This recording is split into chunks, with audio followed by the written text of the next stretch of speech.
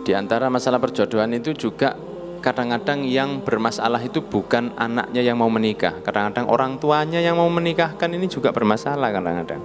Terlalu banyak syarat orang tua ini kadang-kadang. Terlalu banyak syarat.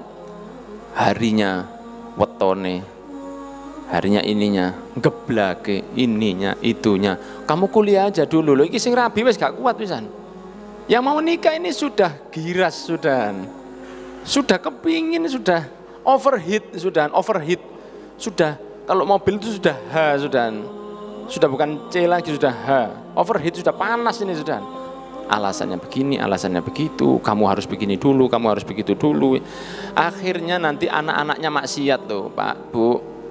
Kalau terlalu ditahan, padahal umurnya sudah cukup, akhirnya anaknya nanti maksiat. Dibiarkan tunangan, pacaran saja, tapi gak dinikah-nikahkan. Umurmu masih belum cukup, berapa? 23, lo ngenteni 50 ah? Apa nunggu 50 tahun baru dinikahkan? Orang tuanya ini bisa ketanggungan dosa nanti. Kalau sampai anaknya ini tidak dinikah-nikahkan terus pacaran zina, padahal anaknya sudah siap nikah, orang tuanya yang nahan, orang tuanya kena dosanya zina juga. Hati-hati orang tua ini, biar tahu diri ya toh. Hati-hati, jangan ditahan lama-lama. Kalau sudah cukup, berikan. Dan berikan anak itu keleluasaan. Ya toh, kita ini kan sama-sama, ya toh, saya juga punya anak, alhamdulillah. Jadi kita ini semua, bukan nasihati jenengan, saya nasihati diri saya sendiri. Coba lihat Nabi Ibrahim alaihissalam. Nabi Ibrahim alaihissalam ketika mendapat perintah untuk menyembelih Nabi Ismail tidak langsung dipaksa, kamu saya bunuh sekarang, tidak, didudukkan dulu. Hei anakku, saya melihat tadi malam di dalam mimpi bahwa saya menyembelih kamu. Fandzur madza taro, apa pendapatmu? Bayang Nabi Ibrahim loh ini. Apa pendapatmu? Jawab Nabi Ismail, qala ya abati fa'al ma tu'mar satajiduni insyaallah minas sabirin. Hai ayahku, dengan penuh kasih sayang, hai ya abati, hai ayahku sayang, lakukan apa yang diperintahkan, engkau akan mendapati saya dalam keadaan yang sabar. Akan melakukan perintah Allah, anaknya mesti ditawari dulu, dijak ngomong dulu. Nah ini juga dalam pernikahan seperti itu. Anaknya ditawari dulu, nak kamu mau sama ini? Mau kamu sama ini? Anu Pak, sebetulnya baik, cuma pesek itu loh Pak. Pesek kan bisa ditarik nanti, suwe-suwe insya Allah kan nanti bisa maju. Anu Pak, saya cocok Pak, misalnya, cocok. Kamu tahu ini akan menjadi kehidupanmu di sisa hidupmu. Kamu mau hidup dengan dia di sisa hidupmu. Yakin kamu sama dia? Insya Allah Pak. Ya wis sholat atau istikharah. Bapak cocok insya Allah. Kamu bagaimana? Jadi jangan pokoknya Bapak cocok. Loh Pak, aku gak cocok Pak. Gak cocok Pak. Cengenges terus Pak. Saya gak cocok sama dia Pak. Wis ta'ala, insya Allah lama-lama cocok. Itu gak boleh itu. Kamu nanti lama-lama cocok itu gak boleh. Yang menjalankan pernikahan bukan bapaknya, bukan ibunya, kan anaknya. Dia yang mau melakukan pernikahan, dia yang mau menjalani rumah tangga itu.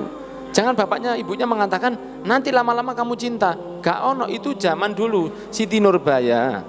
Kalau sekarang sudah Siti Nurbuaya. Sekarang tidak bisa, anak mau dipaksa tidak bisa. Dia mau melakukan kehidupan itu, bukan orang tuanya. Sudahlah insya Allah kamu akan suka. Pak, saya dari sekarang sudah tidak cocok karena dia ini misalnya urusan agamanya masih tidak benar Pak. Tapi dia kaya nak. Kaya tidak membuat kebahagiaan. Berapa banyak orang yang kaya mati bunuh diri. Money can buy me love Pak. Ngoten loh. Uang tidak bisa memberikan aku cinta. Berapa banyak orang mati bunuh diri padahal kaya. Pak, saya tidak cocok karena kayaknya dia ini tidak suka sama agama. Dia ini sepertinya bukan orang yang mengerti agama. Sudahlah, menikah saja. Nanti insya Allah kamu didik. Oh, jangan cari masalah. Mulai pertama katanya Nabi Muhammad SAW, fadfar bidzatid taribat yadak. Dari pertama pilihlah dari sisi agamanya dulu. Pilihlah dari sisi agamanya dulu. Untung kamu kalau lihat dari sisi agamanya. Kalau dari fisik, sebentar lagi fisik akan berkurang. Kalau dari kekayaan, kekurangan bisa berkurang. Kekayaan bisa berkurang. Dan kekayaan nggak akan dibawa ke akhirat. Ya toh? Kalau jabatan sebentar lagi habis, ada pensiun. Tapi kalau ibadah kepada Allah ini nggak ada pensiun. Dan orang yang beribadah kepada Allah akan dikumpulkan lagi yaumil qiyamah. Di dunia suaminya kaya, jabatannya tinggi, gantengnya luar biasa seperti binatang film. Tapi gak sholat, gak ibadah, gak puasa. Di akhirat mendapat siksa. Gak ketemu sama istrinya nanti yaumil qiyamah. Kenapa disuruh cari yang urusan agama? Supaya bisa langgeng di dunia, langgeng di akhirat. Lah kalau cuman langgengnya di dunia saja, ganteng, mobilnya banyak, mau rumahnya mewah, orangnya kaya, jabatannya luar biasa, tapi gak sholat, gak ibadah, tidak puasa, tidak haji, tidak zakat, tidak menutup aurat, lainnya sikat semua maksiat, kemudian meninggal dunia, yang istrinya ahli ibadah, istrinya masuk surga, yang laki-laki mendapat siksa. Di akhirat nyesel nanti, loh mana suami saya? Suami Anda sedang disamblek, suami Anda sedang dihajar, suami Anda sedang, orang Malang bilang sedang ditakis, sedang dilukup sekarang ini. Nyesel istrinya, ya Allah kemana suami saya? Suamimu diazab di bawah, gak bisa ketemu kamu karena dulu hidupnya dipakai untuk maksiat, padahal hidupnya cuma 40, 50, 60 tahun. Tapi yaumil qiyamah ini forever and ever,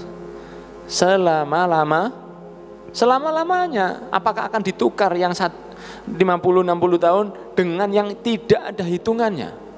Akhirat itu kan kalau di matematika itu yang begini, endless, tidak ada akhirnya.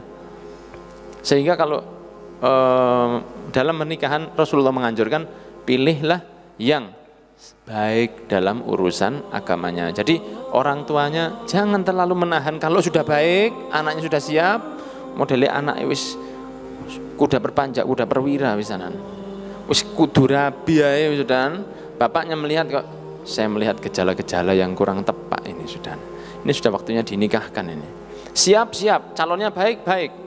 Masalahnya bagaimana, semua lancar, siap semua, besan baik, ahli ibadah, wajah pas-pasan, tapi ya lumayan lah, pokoknya urip, yang penting hidup, tapi dia ibadahnya baik, ya harus dinikahkan.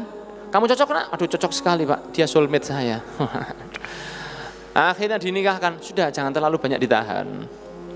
Tapi kalau bapaknya masih lihat, sudah nak, kamu selesaikan kuliahmu dulu, masih kurang 2 tahun, mati ngenes ini, jomblo ngenes, matinya kaku, dimandikan susah, ini mati ngenes karena mau nikah gak jadi-jadi.